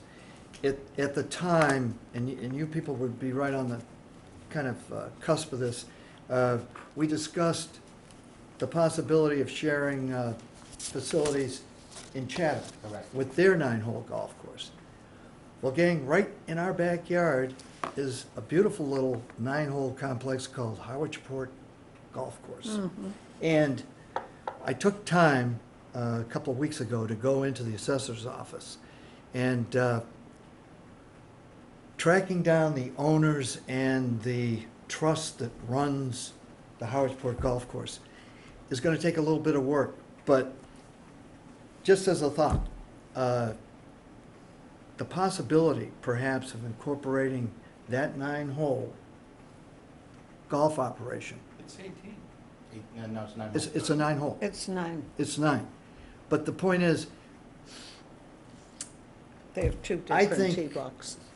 I think if we went into a negotiation, it could be a win-win for them, for the town. It provides and it retains green space that I think is vitally important, especially when you get down toward the Harwichport area. And we have the capability, because we were gonna do that with Chatham.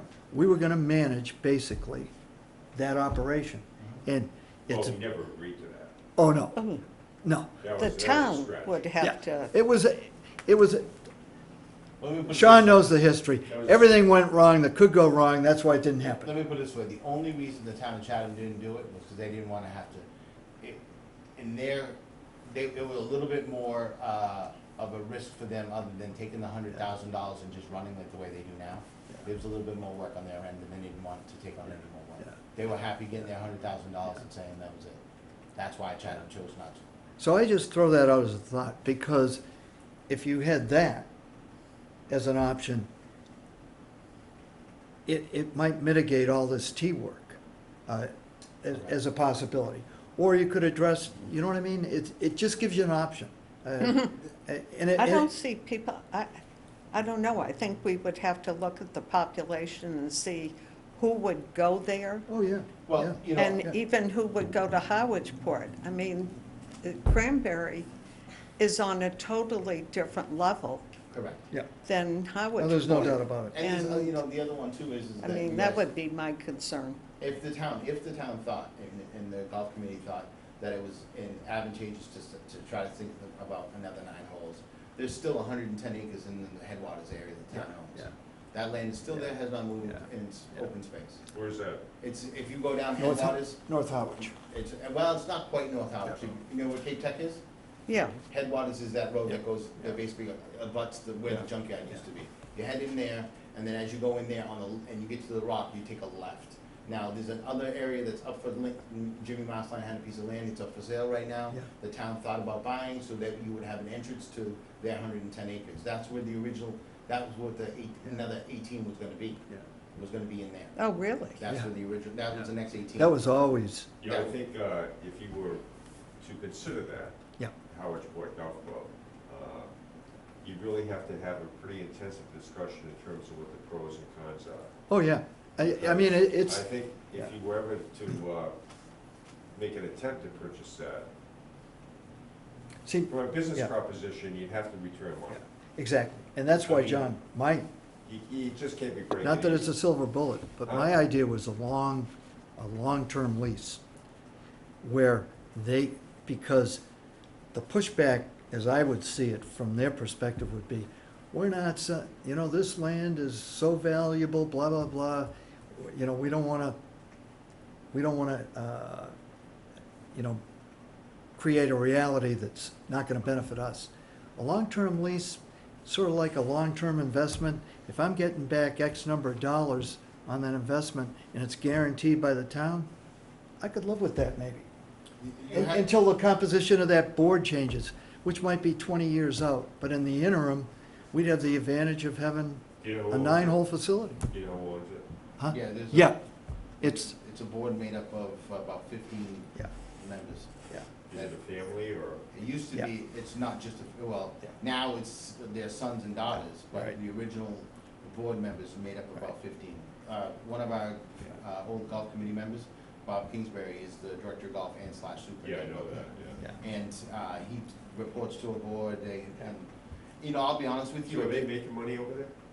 Yes. Oh, yeah, yeah.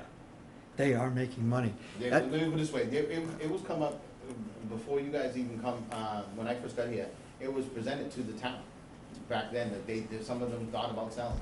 And they approached the town, and the amount of money they wanted for it was not viable for the town at that moment. I'm sure their asking price. Oh, is I'm very high, sure. because, I Be mean, you crazy. turn that into lots. and- Yeah, crazy Yeah. expensive. And there's municipal water there on that property, et cetera. So I mean, And you do have some restrictions, because down off of number 6, you got conservation all down the Yeah, right-hand yeah, side, it's all yeah, wet. yeah. Like right now, you Yeah. go out there and you go into that area, it's all marshy, Yeah. it's all just really wet over there, so you're limited Yeah. in some aspects. It's a nice But it- little piece of property for Yeah. a nine-hole golf course. Yeah, it's a perfect little spot, And- and the way You that can he, make that really nice. and the link, oh yeah, and the link style that it is, yeah. because you could really, I mean, And obviously, the he's a. location is perfect. The Yeah, location's great. And people, Who's playing there now? people that play They have there, members, they have their own members. yeah. They Pe- have members. And Yeah. anybody They pay can membership play. fee? Yeah. Yes, they do. All public. And- It's and open to people that anybody. play there- But they do have members, and what they do is basically, most of their members go, you know, I mean, it used to be the old turnstile, you put a ball in and just Yeah. put it back and you go, and that's pretty much. Well, that's what I was gonna say. It's old school. It's the muni, excuse the phrase, but the muni business model. You know, you get there, put your ball in the rack, Right. Good to go. and that's it. 400, What do they charge for a membership? $400, $385. $400. Yeah. It's almost as much as Cranberry I Valley. know. It actually is That's- more. When you In a look at way, the amount, And right, if you Yeah. prorate them, Right. yeah, I mean, Yeah. I've had numerous conversations with Bob, Yeah. so you know, for them to be charging that, they're making money. What's their daily green fee? Because everybody walks. yeah, Correct. I think their daily fee is somewhere around $45. yeah. I think if you wanna play 18, it might go up. Yeah. but That's it's another thing 35 to think 45. about if you're thinking of the older population. Yeah. You have to walk. Right, right. So in any event, maybe as an option, to your point, I think it's worth at least exploring. And I mean, that particular group, when I went into the assessor's archive, in 1946, there was a major transactional process that took place as far as the real estate and who owned it, et cetera. In the 1960s, it became updated again. But essentially, in the last 50 years or so, nothing really has changed much, except for the heirs that are involved from the original people. And it goes back to names like Snow's, Yes. the And now- Snows, Eldridges, Yeah. of course Nickerson's. Sounds like a who's who of, Yeah, you know. of Harwich. Right. Of Harwich and the Cape. And understand, the reason that even came up that they thought about selling was because their parents had passed away, and a lot of them were like, you know what, this might be a great time. Yeah. And they thought about trying to Yeah. sell, and Yeah. like I said, what they were asking for was not gonna happen here, especially for this time of night. They thought, Yeah. at that moment, golf was not that big of an issue to think that you're gonna spend. How many millions was it? 5 million? 5 million Yeah. for a 9-hole. John, generally, Well, you can- does Well, you the can lease build- you concept can build make it for sense to three. you? It's worth looking at. Yeah, yeah. Understand, back then, you could build a golf course for 3 million, and they wanted 5. Yeah. So if you had the property, which the town had, why would we go spend Yeah. 5 million on something we can go right around the corner and build it for 3?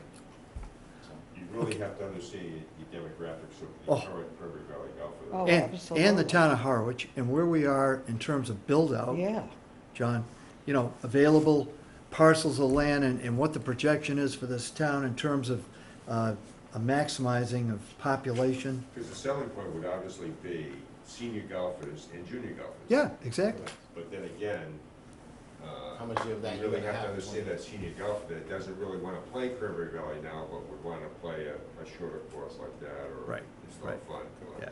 Well, to the point you made, and I've looked at it myself, and Sean, I'm sure you have, maybe in the back of your mind, that place could really be tweaked. I mean, he's done an amazing job there right Oh, yes. now. Bob's done a great job.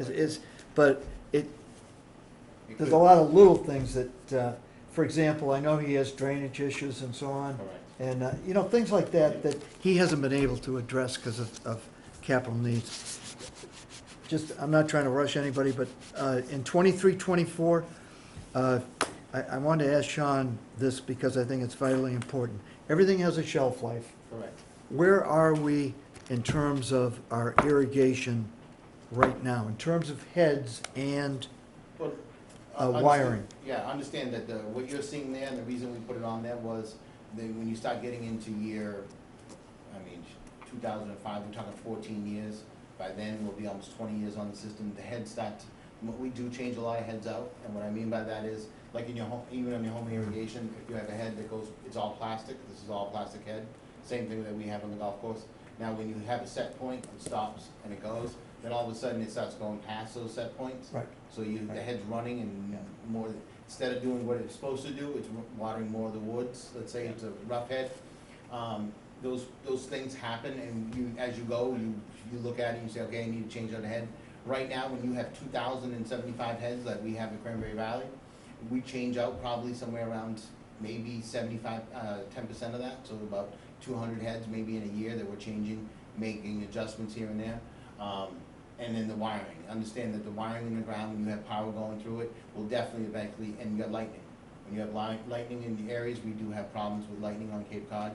These are the things that we would be upgrading over a period of time. The heads, well, I would start in the greens. I do obviously greens, tees, and fairways, and then worry about rough as needed, and then the wiring. New technologies come out to be more efficient, have less wire in the ground. We're trying to get to a point where hopefully it's going to be wireless. We won't have to put wire in the ground, but right now we still are. But the less wire you can put in the ground, the less problem you'll have with lighting. If the committee remembers, and I'm sure you do, we expended, I think, in the neighborhood of 50,000 for a new controller system? Yeah, I Yeah. mean, just last year, I remember last June I was running around scrambling because we had no water until almost middle of June. Basically, everything from the motor down is all brand new, Yeah. and we have a brand new controller. Yeah. And- Which means, let me do it this way, I can tell you right now, I can go on my phone, I can actually go on my phone, go to my program that I have for the irrigation system, Waterworks Division, and it actually tells me how much, what's the pressure is it running the way it's supposed to? Right now I'm at 112, no water pumping. I never had that technology before. I didn't know if, like in the middle of the night, if the power went out and I lost the thing, it went out, I had to wait to work and go the next morning and get there and find out. Now I can just open, I hear lightning, boom. It'll alert me that I have these issues. So this is where we're heading. That's We're getting awesome. to a point where we get more control. When you get more control, you get more efficiency. So Plus you can water from home. I can turn it on and shut it off, to be honest with you. That's the key, because before, let me tell you this, the hardest thing that we had was once those pumps would start, there's no way, you'd walk out the door hoping that when you come back in the morning, it was on. I mean, that's what the old systems used to be. Now it's to the point where you get an alert, I need to go to the course. Plus you can spot water. I can spot water. I can say exactly where I need it, what I need, where I want it. It's more efficient. When you get more efficient, you get more control. So, in asking the question that I asked, I absolutely understand. Janet. I absolutely understand the need for it. It's just that if you think about that big picture, the Mungem T job, et cetera, or, because I think that wireless, the state of the art and expanding the capability of that system, if the committee was disposed, I mean, I could see that irrigation upgrading being even moved up, if it makes sense, because to the point you just made, I mean, you're at the end of the rainbow. Well, As far as wiring, it would seem to me, in the ground, et cetera, Just you don't like your want any car. surprises. every year you go further along, it might end up being more of a problem later on. I So mean- every year you get a little bit further on the system, more of a problem that you may have to do something sooner or later. Because if the demographics don't warrant it, you know what I mean? The T project, I'm just thinking out loud, maybe that could be, without causing hardship, maybe that could be moved forward. Steve? And I certainly would be more than open to talk about that, but I'd need to know more about the details of the T project. Yeah. Because really with the T project, for a number of years, we're doing 1 or 2 Ts a year. Correct. Yeah. And the big problem there was that the Ts over time Head kind of crown. settle and Head crown. ground. Yeah, Yep. right. Get rid of divots Yeah, and, yeah. and people taking things out and all that. And when we did the So, upgrade, And then the other thing is, a couple years ago, we tried to put in some forward tees, I think. And we some did. of them. we did. We did. We did. got 5 done, 5 holes. I don't know how much more forward we can get unless we make the tee box that much more elaborate by building it up or whatever the case may be. Correct. Right. And you know, the only thing is when we did the forward tees, me and Roman went out and we said, this is where we're gonna put them, and I came up with the specs, and that's what we did. Yeah. By entertaining Mr. Munjum, what he did was basically come into play and take it to a different spot. For me, it was more about maintenance and more about accessibility to the tee box. He brings in a different element when his program, when you look at it, because he brings in, okay, is that bunker far enough? Is that bunker too close? Do we need to widen the fairway? Do we need not to widen the fairway? He looks at those aspects. My main goal was bring them up further so it's a little closer. Let's give them, instead of a 525 yard shot, let's give them a 400 yard shot. You know what I mean? So, and So- remember, we had that USGA, we were in that beta project, which is fantastic. We know where people do go. I mean, when they play Cranberry Valley, Yes. right? We've got that data on hand. What were you gonna say, Steve? Didn't I would cut you off. suggest that we put that on as a specific agenda item for the, either next meeting or the one following, to a more detailed review of that T okay, project, so okay. that we can do the appropriate prioritization of Beautiful. these Yep, capital projects. yep. And And, I'd like the same thing, suggest the same thing for the Audubon versus the 3-hole So- practice area. I mean, we Yeah, should- that's a great. That should be an Yep. agenda item that we should have a Okay. discussion about. I'm just making a note so that, hopefully I don't forget. Yeah. Well, I think it all boils down to a updated strategic plan in terms of understanding who the hell is coming to Cranberry Valley now. I mean, what Right. kind of golfers coming, demographics. Right. I mean, Yeah. at this point, you can, I mean, the hard thing that is, we have an aging population, but more so than that, we don't have a lot of families staying on Cape Cod. So that changed, when you Yeah. talk about juniors and stuff, you're talking, so some people do come vacation here, but they're really here for a month, maybe a month and a half, with kids. Yeah. So it changes, it's a game changer now, because you're probably gonna gear more towards the senior more than you are the juniors. Yeah. Just because most of the families are packing up and rolling out, because they can't afford to live here. School populations are going down. yeah, Crashes. it's interesting, and this would be analogous too. I'm involved at the West Dennis Yacht Club, and the point is it was the marquee sailing program. Whew, what a challenge that is. Try about a negative 30%, trending still lower because, to the point you just made, the Cape has changed, Yeah? you know? And if you think it's, and if you think it's changed now, wait till you see it 20 years from now. Yeah. Because when you look at the markets and how they're doing things on Cape Cod, they're not doing anything that's gonna retain as far as jobs and as far as housing to keep the children here, or even having them come back to wanna live. When you're a college student, you get out and you wanna come back and say, okay, 10 years, I wanna go back and live on Cape Cod. There's no way you can afford a house. There's no place to work. No place to work, and you can't afford to buy the And you house. can't afford to And live the rentals, I just to give you an idea, my daughter, my 30-year-old daughter, moved out of my house, this past winter. That's a good thing. Yeah, which was, she felt it's time, she started looking for a place, 1 bedroom, over garage, in an apartment complex, $1350 plus. $1350 plus, 1 bedroom that's probably maybe half the size bigger than what we have right here in this room. Maybe add another half of this building. Oh, yeah? $1350. To the point where me and my wife told each other, said, we should build a garage and build in the parking. $1350, I mean, that's crazy. I'd probably get $1,500 all included. There's half my mortgage. You could have an Airbnb. Airbnb, this is the stuff, I said, there's my retirement, I'm out. It'd be interesting to do some of that market research, maybe with the Chamber of Commerce. or Oh, I'm whatever, sure in they do terms it. of, Yeah. You know, They're- is Yeah. the They're heavily engaged. vacationing census going down? And if so, why? Yeah. I mean, I know certainly with my grandchildren, they're signed up for activities all summer long, Correct. off Cape near home. Right. If we could somehow collaborate with them, I mean, my 6-year-old is taking golf lessons in Norwell. If we could collaborate with them and he could come down to my house for 2 or 3 weeks and still continue his golf lessons. Correct. Yeah. Because he can't come down for 2 or 3 weeks because he's signed up for all of these Right, things. Well, they have them If we here. could have some sort of The junior collaboration and program. sharing, Yeah. maybe they would, we could help promote the tourism, because those activities would flow with them Correct. down here. Right, and the thing is that we already do a lot of that already, Bob Miller and the stuff with the PGA, we do all that. The problem is getting all the ones that are off Cape to understand that these services are here. They're We available. don't- This is the problem, and it's been a problem in the town of Harwich. We don't promote Harwich is one of the highest services town. You want something, go to Harwich, because they offer more services than any town around. Yep. So if you come and you wanna move here, we got community centers, we got the rec center, we got the council on aging, we got Harvard, we do everything. And people, but we don't heighten that, we don't put it to the level like, hey, listen, we do a lot, you want a lot, this is where you come.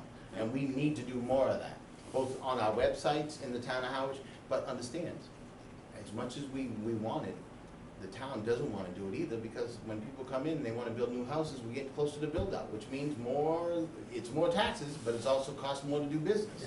You know what Yeah. I mean? It's a balance, you gotta find the balance. You know? Even though the membership numbers look pretty good, Yeah, when you take a look at the revenue is still being driven by the outside play. Correct. exactly. And I hate to tell you, it always will, I know it always will. which isn't bad. Which, you know, and I always say that's great for the residents of the town of Harwich. Because the town of Harwich get the benefit of that. They share their golf course with the people that come down, but really for 3 months out of the year, they get the benefits for the rest of the time. Yeah, Which also brings us to the other point that we've talked about. We still have to keep taking a look at the membership rates, Yep, because they're very low. exactly, exactly. Well, and let me tell you, and I don't know if you've probably been hearing what's happening in Old Barnstable with, Chemicals. what they told that, the town manager decided they wanted to go green, and they basically told the superintendent, didn't ask him, told him that they're 100% organic. Well, now, there's a repercussions to that. Now, their $1.9 million operation is spiraling on a downward Death spiral. Yeah. death spiral, because dollar spot, crabgrass, alpha, that's coming in. He can't put down anything that's not organic. And because of that, and everyone's going, wait a minute, you wanna protect your asset, but you're not doing the stuff that you're supposed to do. You should have, if you wanted to phase this in over a period of time to be green, which is understandable, again, with Audubon.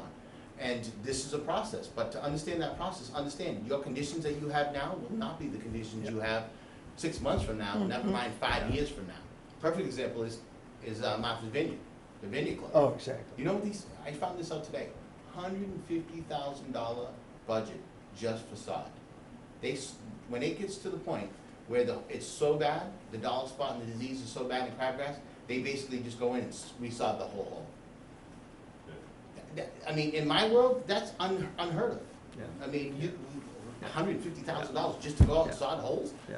We grow grass, we don't bring in, but you know why they do that? Is because in Rhode Island, they spray, and they bring the turf in that's been sprayed. So the turf will last longer because it's being treated with chemicals.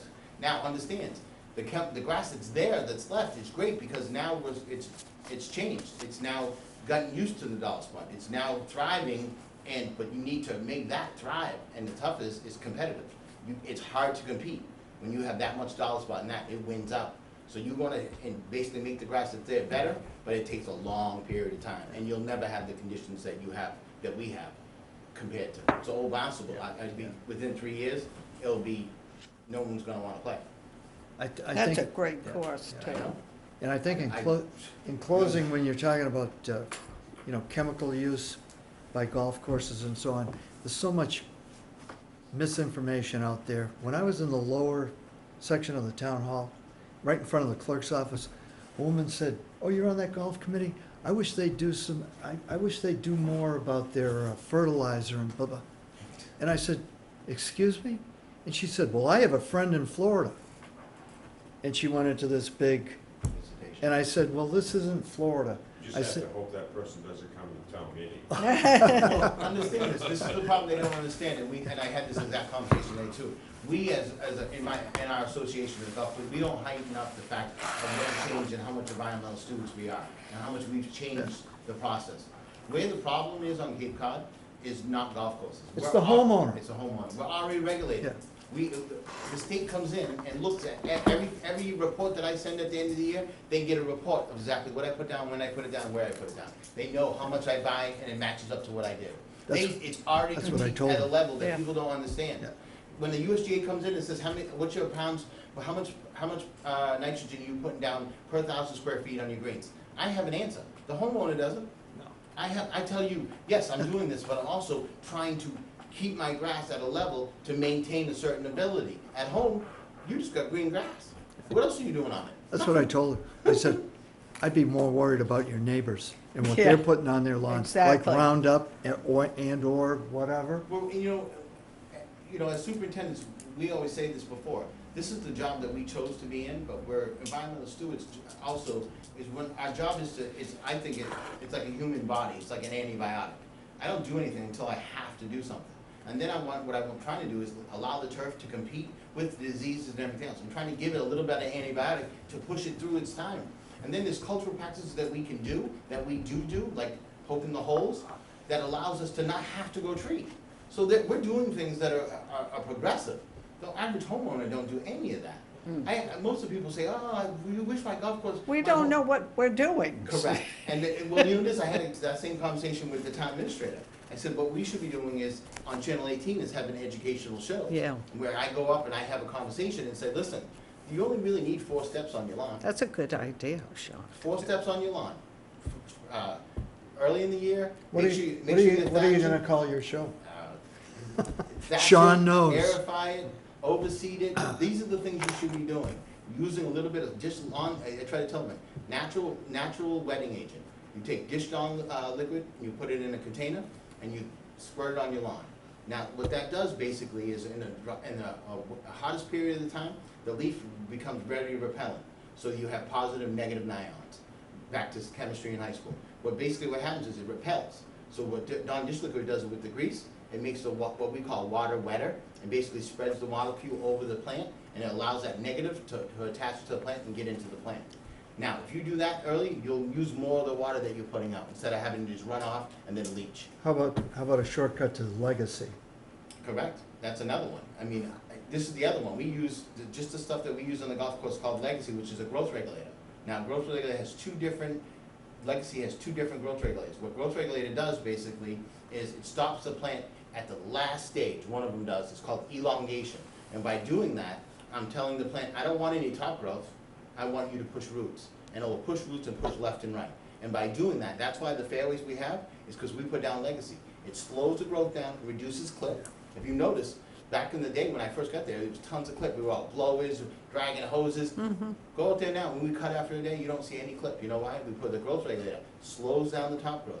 I just need it to be green, and I need a little bit of growth. And then everything else is underneath.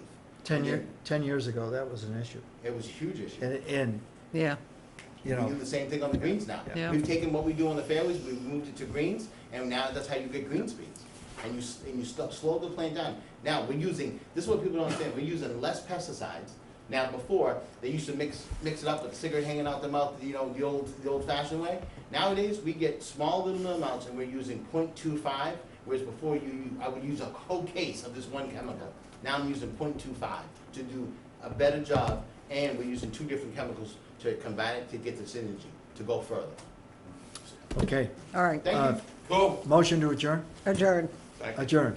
It's unanimous. Good seeing you all. Just Thank you, Sean. Just a quick footnote. If you notice that a date for the next meeting is July